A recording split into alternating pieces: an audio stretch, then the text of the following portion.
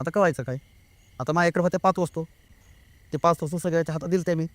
आणि ह्या मुलीने काय केलं, झोपायला जाताना ती वस्तू जवळची ठेवायची का ती वस्तू ठेवली देव्हाऱ्यात. देव्हाऱ्यात मला सांगितलंच नाही. मी इकडे-तिकडे बघतो आता कळायचं काय? तिथं असं झालंय म्हणलं, विलाजच नाही आता काय. तर ठीक आहे म्हणलो, "काही घाबरू नको" म्हणलो, "शांत बस." मग माझ्याकडे थोडी दुसरी दैवशक्ती आहे. मी आपला मंत्र घेतलेत, पळवते हाणली. तो दिवाण शांत झाला. दिवाण शांत झाला. मग शांत झाल्याच्यानंतर मी नंतर पहाटे 5 वाजता मी स्वतः गेलो. त्याला बंदिस्त केलं. काचाच्या बरण्या आणल्या आणि त्या काचाच्या बरण्यामध्ये ते दोघीला बंदिस्त केलं मी. आणि ते आता सध्या माझ्या घरी आहेत. म्हणजे माझ्या मठामध्ये आत्ता पण आहेत. आणि तुम्ही सकाळी व्हिडिओ कॉल जर मला केला, तर तुम्हाला मी ती पण म्हणजे लोकांना माहीत नाही, की असू शकतंय का नाही. तर एक समजा पब्लिकला जर बघायचं असेल, तर मला व्हिडिओ कॉल करा एवढ्या बहिणीमध्ये. ते तुम्हाला व्हिडिओ कॉलवरती धावतो.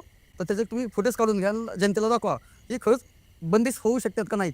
ते कसं दिसायला कसं आहे ते? दिसायला म्हणजे साधारण तुम्हाला सांगतो हाईटला एक 6 ते 7 इंच आहे. आणि आपण छोटंसं बघा प्लास्टिकमध्ये बाहुली वगैरे आणतो, ठेवायची बाहुली. तशा पद्धतीचं आहे ते. आणि तुम्ही साक्षात त्यांना बघू शकता. ते वळत्यात, मध्ये हसतात, खेळतात. ते साक्षात तुम्ही बघू शकता. बापरे! मग त्याच्यावर काय कायदेशीर कारवाई होऊ शकत नाही का काय? नाही, नाही. त्याला एकच आहे, की तुम्हाला सांगतो ज्यावेळेस चंद्र अमावस्या असते, त्याला मोक्ष करायला आता 1-2 ह्यांना मला मोक्ष करायला जमत नाही. कारण त्यांना आपल्याला कसं, की बाहेर UPला जाऊन गंगा, जमुना, सरस्वती तिथे त्यांना ते मोक्ष द्यावा लागतो.